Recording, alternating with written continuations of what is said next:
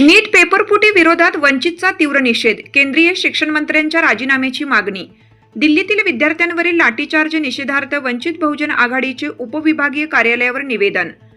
नीट परीक्षा पेपरफुटी आणि घोटाळ्याविरोधात आवाज उठवणाऱ्या दिल्लीतील विद्यार्थ्यांवर 20 जुलै 2026 रोजी झालेल्या अमानुष लाठीचार्जचा वसमत येथे वंचित बहुजन आघाडीने तीव्र निषेध केला आहे.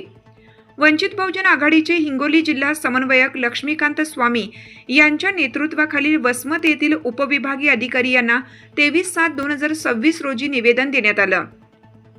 दिल्लीतील शांततापूर्ण आंदोलन करणाऱ्या विद्यार्थ्यांवर पोलिसांकडून दडपशाही झाली.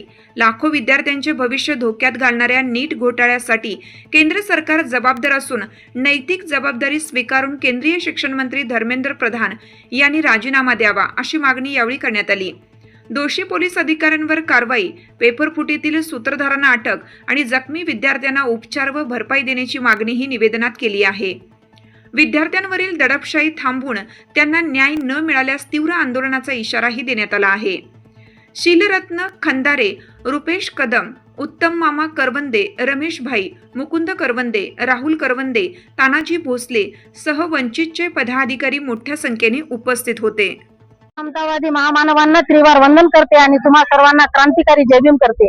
आदरणीय बाळासाहेब आंबेडकर यांनी या महाराष्ट्रामध्ये बंदची हाक पुकारली आणि बाळासाहेबांच्या आदेशानुसार महाराष्ट्र पुन्हा आज बंद झाला आणि तसंच आम्ही महिला आघाडीच्या वतीनं त्या बंद मध्ये या मोदी सरकारचा आम्ही जाहीर निषेध करतो. कारण 20 तारखेला जे गेल्या 20-25 दिवसापासून दिल्ली जंतर मंतरवर विद्यार्थ्यांचं आंदोलन सुरू आहे आणि विद्यार्थ्यांचं आंदोलन हे शांततेच्या मार्गाने सुरू असताना 20 तारखेला इथल्या मोदी सरकारच्या आदेशानुसार या मैदानावरती विद्यार्थी आंदोलन करत असताना त्यांच्यावरती लाठीचार्ज झाला आणि लाठीचार्ज इतका अमानुषपणे झाला की त्या काठ्यांना खिळे ठोकलेले होते. पोलिसांना या पद्धतीने मारण्याचा अधिकार नसतोय, पण पोलिसांनी डोक्यात काठ्या घातल्या, डोक्यात ओढले, मुलींचे कपडे फाडून मुलींना मारलं आणि महिलांना देखील त्याच पद्धतीने मारहाण केलं. तर या सरकारचा आम्ही मोदी सरकारचा जाहीर निषेध करतो. कारण जोपर्यंत मोदी आणि या देशातला शिक्षण मंत्री प्रधान राजीनामा देणार नाही तोपर्यंत आमचं हे आंदोलन अशाच पद्धतीने जारी राहील. कारण या पद्धतीने या देशामध्ये प्रत्येकाला अधिकार हक्क आहे मागण्या मान्य करण्याचा आणि त्या मागण्या शांततेच्या मार्गाने आम्ही मागत असताना या लोकांनी या पद्धतीने दडपशाही करण्याचा जो प्रयत्न केला, या देशामध्ये जालियनवाला बाग हत्याकांड आज आम्हाला त्याची आठवण झाली.